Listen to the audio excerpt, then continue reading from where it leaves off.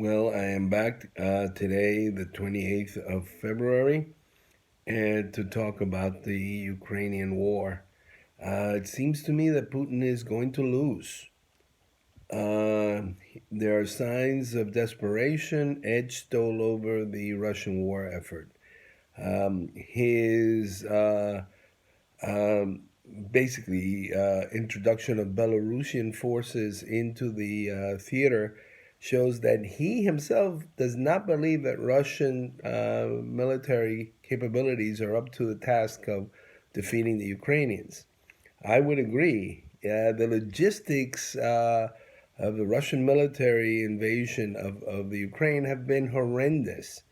They have been just absolutely terrible.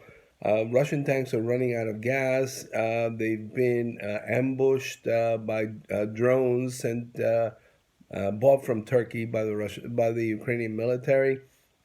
Russia is just destroying whatever credibility it had as a military force in performing so poorly in the Ukraine. And it doesn't come as a surprise to me because the Russian military is primarily a conscript army. Conscript armies, as I mentioned yesterday, are just very, very bad at offensive operations. They are very poor in carrying these out. Particularly, these operations are complex, and for front movements require a great deal of coordination, a great deal of military expertise. They also require um, a very sophisticated and efficient logistics systems, which the Russian military does not have. Russian conscripts, they're 19-year-olds primarily. You do have some special forces that are better trained, but these are not the bulk of the forces in the Ukraine. And again, the Russians have shown how badly their military often performs, and in this case, they performed horrendously. I think Putin is going to lose. He may lose power in Russia um, when he has to acknowledge defeat at some point. Either that, or he may take very drastic actions. But I think he's going to lose. Again, Putin is functioning from within the context of Russian history. I mentioned yesterday the Polish Muscovite War of 1609 to 1618. And this is kind of the touchstone to Putin's ideology that the West has tried repeatedly to destroy Russia because of its unique spiritual mission as the Third Rome. This is something that Putin imbibed in reading the philosophy of Ivan Ilyin, who basically was a white Russian during the revolution, the Bolshevik Revolution, and promoted the idea that Russia had a spiritual mission. He wrote several books in 1935 and then two in 1938, which talked about the struggle for the national soul of Russia. One of his works is entitled Opposing Evil Through Force. Others are entitled The Origins of Christian Culture and the Foundations of the Struggle for National Russia. Elin argued that a authoritarian state imbued with the historic and spiritual mission of Russia was the only way that Russia could reassert itself on the world stage. And this is something that Putin has completely embraced. I've also heard from some sources that Putin is suffering from cancer and that he is ill and he may be seeking to carve out a legacy for the Russian people. he may be desperately trying to do that, and he may have miscalculated in that attempt. He's certainly overreaching. The Russian military, again, has performed very, very poorly, and I don't think they will win.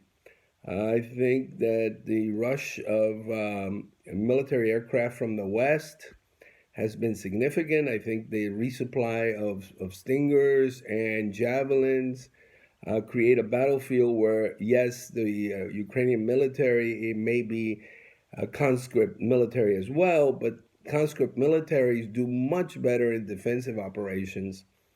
They tend to overperform in that, while offensive operations, particularly as I said, complicated offensive strategies, involving four fronts, the logistics of that proposition, uh, basically. Conscript militaries do not do well on offense. They can perform much better on defense. Um, Again, uh, the forces that are arraigned against each other also tell a story that Russians do not have overwhelming superiority. They have significant superiority, but they don't have a 5-to-1 superiority that is required by most military doctrines for an offensive operation to defeat an entrenched, defensively minded, and well armed enemy.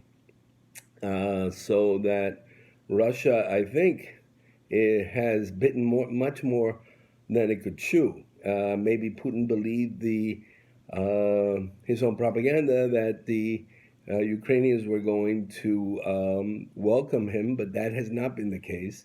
Ukraine has moved away from Russia and has carved out its own independent mindset and its own independent identity, which is not prepared to lose to a Russian invasion.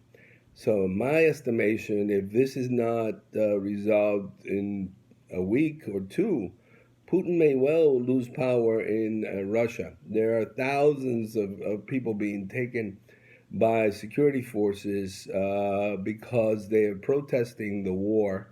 This is an incomprehensible war for many Russians, although many Russians buy into this kind of convoluted nationalist narrative about the evil West trying to destroy Mother Russia. That I think is wearing thin on a significant number of Russians, significant part of the population, and the economic difficulty that Putin is going to run into with all the SWIFT sanctions, the central bank sanctions, the collapse of the ruble, the collapse of their financial markets, that will contribute, I think, to the instability that is likely to take place in the coming weeks if Putin can't resolve this. And I don't know that he can. Again, these are my views, and I'm going to post them tonight.